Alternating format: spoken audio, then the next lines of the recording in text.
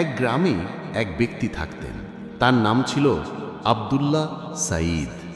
আব্দুল্লাহ সাঈদ ছিলেন একজন পরিশ্রমী, ন্যায়পরায়ণ ও ধর্মভীরু মানুষ। কিন্তু তার জীবন কখনো সহজ হয়নি।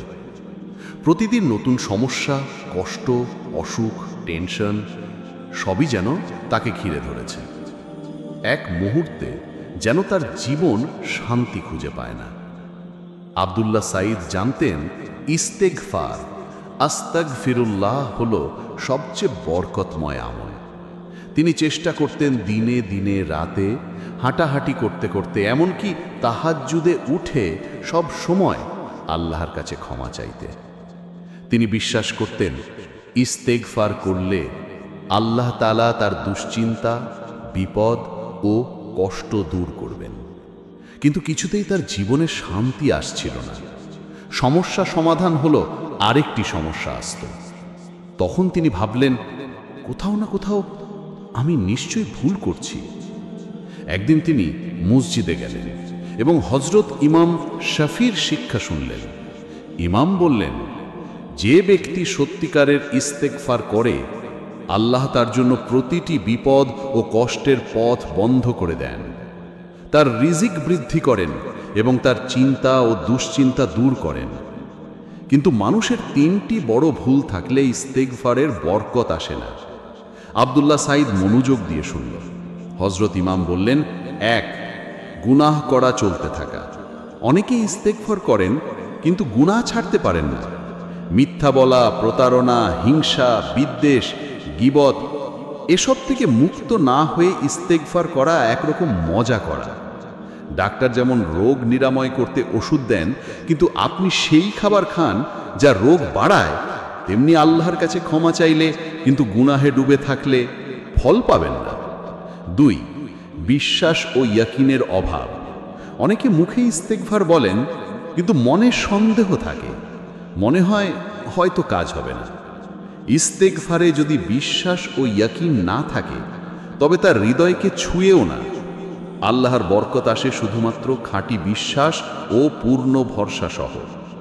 3, স্থিরতা ও নিয়মিততার অভাব। অনেক মানুষ ইস্তেগফার শুরু করেন আগ্রহ নিয়ে, কয়েকদিন চালান, তারপর হতাশ হয়ে থেমে যান, আবার পুরনো গুনাহে ফিরে যান। এমন ইস্তেগফারের কোনো ফল হয় না। এই শিক্ষাগুলো শুনে আব্দুল্লাহ সাঈদ গভীরভাবে ভাবতে লাগলেন। তিনি বুঝলেন তিনি আগে 3টি ভুল করতেন। তাই তিনি ঠিক করলেন সত্যিকারের তওবা করবেন, গুনাহ ছাড়বেন, পূর্ণ বিশ্বাস ও স্থিরতার সঙ্গে ইস্তেগফার করবেন। পরের দিন থেকে আব্দুল্লাহ সাঈদ নিয়মিত ইস্তেগফার শুরু করলেন। সকালে উঠে, কাজের মাঝে, হাঁটাহাঁটি করতে করতে এবং রাতে তাহাজ্জুদে উঠে তিনি আল্লাহর কাছে ক্ষমা চাইতেন। তিনি বলতেন, হে আল্লাহ, আমি ইস্তেগফার করছি, তুমি আমার কষ্ট সহজ করে দাও, আমাকে রহমত দান করো, আমার রিজিক বৃদ্ধি করো এবং বিপদ থেকে মুক্তি দাও। ধীরে ধীরে আব্দুল্লাহ সাঈদ লক্ষ্য করলেন তার জীবন পরিবর্তিত হচ্ছে। তার টেনশন কমছে, রোগ কমছে, জীবনের সমস্যার সমাধান আসছে। সে বুঝতে পারল, যখনই ইস্তেগফার খাঁটি বিশ্বাস ও স্থিরতার সঙ্গে করা হয়, আল্লাহ তার জীবনের সব দরজা খুলে দেন। অনেকদিন আব্দুল্লাহ সাঈদ হযরত হাসান বসরি রহের দরবারে গেলেন। সেখানে অনেক মানুষ তাদের সমস্যা নিয়ে আসছিল।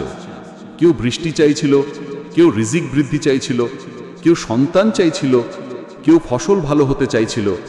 হযরত হাসান বসরি বললেন, এই সমস্ত সমস্যার জন্য একই সমাধান, ইস্তেগফার করো।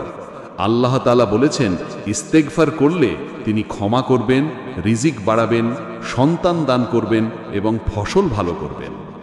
আব্দুল্লাহ সাঈদ বুঝলেন ইস্তেগফার হলো এমন একটি দরজা যা কখনো বন্ধ হয় না। যতদিন মানুষ সত্যিকারের তওবা ও ইস্তেগফার করবে, আল্লাহ তার প্রতি রহমত বর্ষণ করবেন। এরপর আব্দুল্লাহ সাঈদ আরও দৃঢ়ভাবে প্রতিজ্ঞা করলেন, আমি আজ থেকে সত্যিকারের তওবা, খাঁটি বিশ্বাস ও স্থিরতার সঙ্গে ইস্তেগফার করব। আমি জানি আল্লাহ আমাকে আমার কষ্ট, বিপদ এবং দুশ্চিন্তা থেকে মুক্ত করবেন এবং আমার রিজিককে বরকত দেবেন। কয়েক মাসের মধ্যেই আব্দুল্লাহ সাঈদ লক্ষ্য করলেন তার জীবন শান্তি ও সমৃদ্ধিতে ভরে উঠেছে। তার পরিবার সুখী, তার ব্যবসা সমৃদ্ধ এবং তিনি নিজেও মানসিকভাবে শান্ত। আলিম বুঝলেন ইস্তেগফার হলো এমন এক অসীম বরকত যা ধৈর্য, বিশ্বাস ও স্থিরতার সঙ্গে করা হলে জীবনের সব সমস্যা দূর করে। শেষ শিক্ষা, ইস্তেগফার করো, কিন্তু করো খাঁটি বিশ্বাস, সত্যিকারের তওবা ও স্থিরতার সঙ্গে। আল্লাহ তাআলা এই দরজা খুলবেন যা সব সময় আমাদের মুক্তির পথ দেখায়। আমিন।